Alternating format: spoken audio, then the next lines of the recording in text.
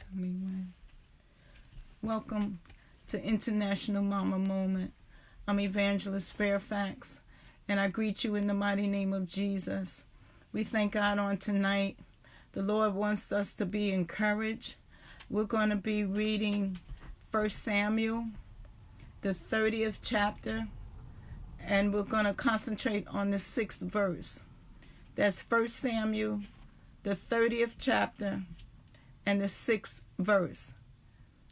And it reads, "And David was greatly distressed, for the people spake of stoning him, because the soul of all the people was grieved, every man for his sons and for his daughters.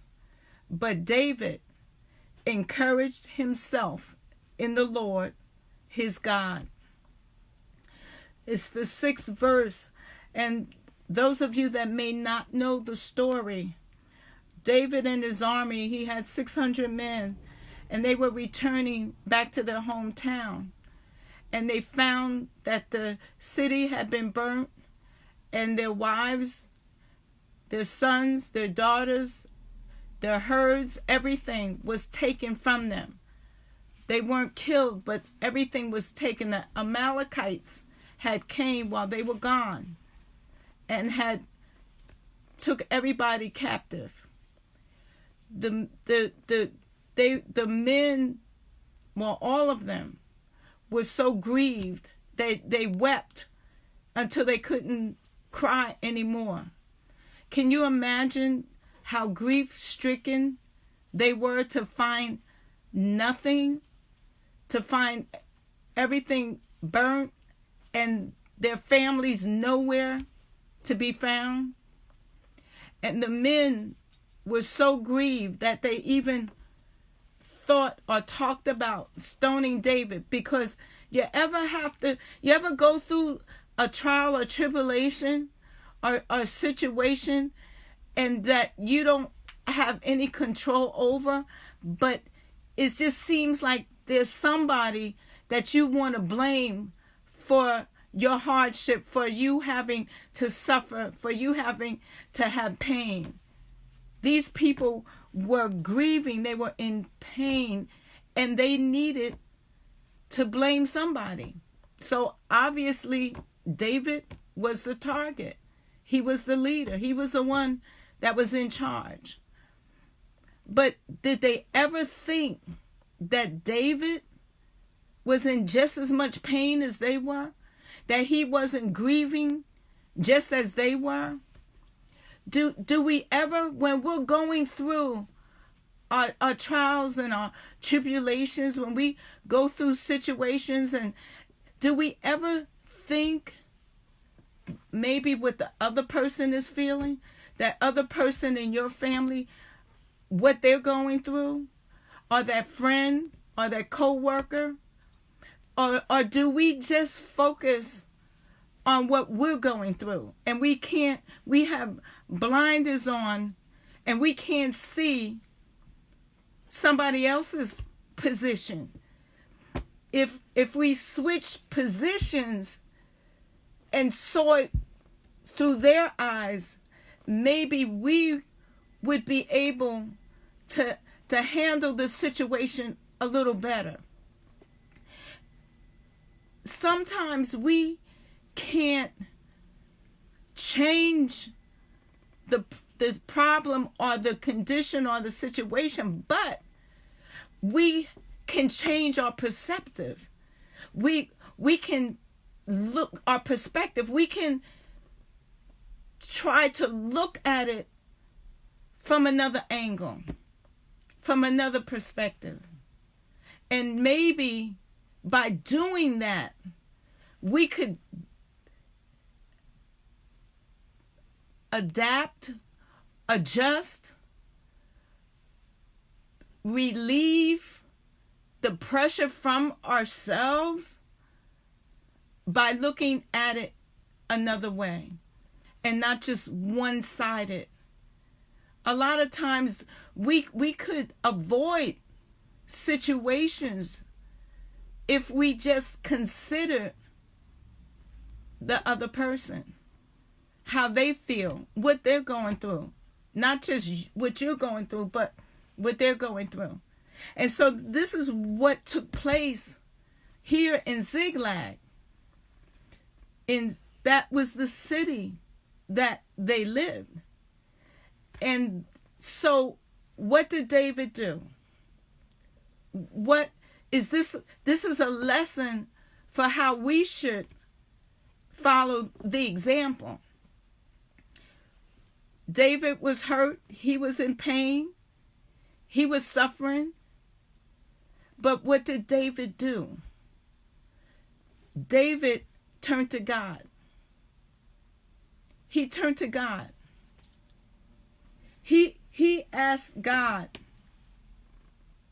what should he do? So, number one, he turned to God for help. A lot of times we don't turn to God. We turn to everybody else. We cry to everybody else about what is happening. But do we go to God first? Do we go to God and say, what should I do? Should I go? Should I stay? Should I take the job? Should I not take the job? Should I travel or should I not travel? We have to go to God, ask him, what should we do? And tell him what is going on, as if he doesn't already know. But he's a relational God. He communicates with us if we communicate with him. It's a relationship that has to be developed. That has to be developed. And the only way it's going to be developed is if we can communicate. Cry out to him. Why? What did I do? Because it's something maybe that we've done to cause the issue or the problem. So we need to ask God to examine us. We pray for God, give me a clean heart and renew in me a right spirit. A lot of times we may not have the right spirit. It may be just one-sided view. But God will expose that thing if it's something that we need to be aware of. He'll shed light on that. And then we have to be humble enough to try and correct it. Because he chastens those that he loves. If he didn't love us, he wouldn't chasten us. So he wants us to be able to grow, to mature into this word, to being a Christian, a believer. He wants us to be able to grow. And in order to grow, we have to be able to accept criticism. We have to be able, when this word hits us and finds us where we are, we have to ask God to forgive us. We need to repent and ask him to help us to do better, because we can't do it by ourselves. That's why a lot of us are falling down and not getting up. So we want to be encouraged tonight. We want to take a lesson from David. David turned to God and he prayed. And he asked God, should I pursue? Should I go after those raiders? Will I recover all? And God answered him. Just like God will answer you. If you have a dilemma, if you have a situation, if you have a problem and you can't solve it, go to God. Tell him all about it. And then wait for an answer. But believing, while you're waiting, you're believing that he will answer you. He tells us to cast our cares upon him because he cares for us. He's faithful. And so God answered him. And he said, pursue, for you will recover all. And so the story goes on, and you can read it, chapter 30 in 1 Samuel, and you'll see that David did recover all. But David didn't have a pity party when they were coming at him, when he was in pain, when he was suffering the loss. He didn't sit down and have a pity party. He didn't say, woe is me. He didn't feel sorry for himself. But what he did, he encouraged himself. You have to encourage yourself. You have to be the one. Nobody can make you happy but you. And you have to be happy in Jesus. Jesus on the inside, working on the outside. The joy of the Lord is our strength. So you have to learn to encourage yourself. Do like David did. He went before God and he asked for help. A lot of times pride gets in our way and we don't want to ask nobody for help. But God is waiting for you to come to him. It says, I lift my eyes into the hills from whence cometh my help. Psalms 121:1. From whence cometh my help? Our help cometh from the Lord. You want man, you look for man to help you. Sometimes you don't even seek that help. But our help comes from above. It comes from the Lord. And he's waiting. Seek and ye shall find. Knock and the door shall be open. He's just waiting for us to seek. He's waiting for us to knock. And he'll answer. He's a faithful God. So tonight, you want to be encouraged. You want to be like David. You can't wait for man to encourage you. You did a good job. Oh, you look wonderful. Oh, you did that perfect. Oh, that was great.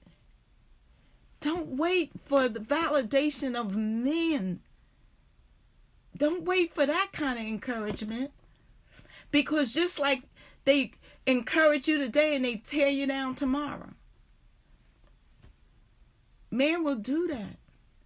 But you want to be encouraged in the Lord. Encourage yourself by the word of God. Encourage yourself. Isaiah 26:1 says, he that keeps his mind stayed on thee, keeps him in perfect peace. We talked about peace the last broadcast.